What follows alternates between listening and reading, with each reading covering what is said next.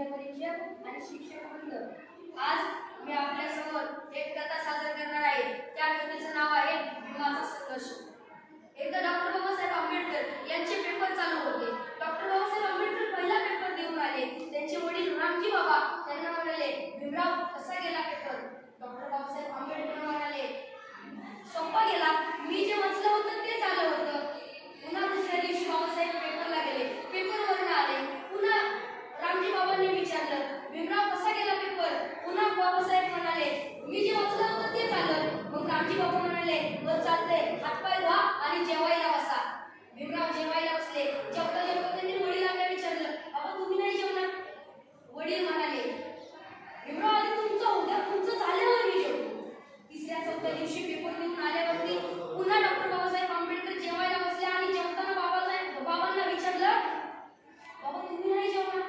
त्यावेळी रामजी बाबा म्हणाले, भीमराव आधी तुमचं झाल्यावर मी जेवतो.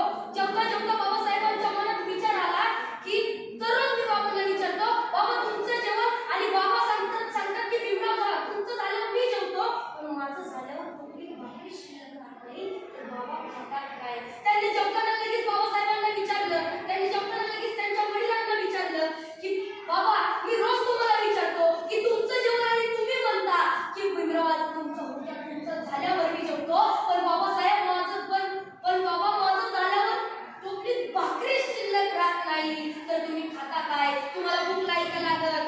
बाबा त्यांच्या वडिलांनी त्यांना सुंदर उत्तर दिलं. रामजी बाबा म्हणाले की भीमराव माझी भूक या टोपलीतल्या भाकरीने भागणार नाही.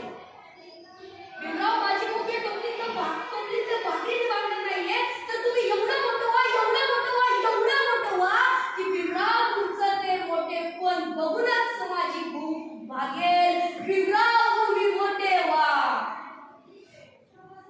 काय परिस्थिती? घरात लाईट नाही म्हणून आजची मुलं अभ्यास करत नाहीत, पण त्यांच्या घरात वीजच नव्हती, त्यांनी रस्त्याच्या दिवाखाली 18 तास अभ्यास केला आणि ते डॉक्टर बाबासाहेब आंबेडकर कोलंबिया विद्यापीठात गेले. बाबासाहेबांनी कोलंबिया विद्यापीठात प्रवेश घेतला.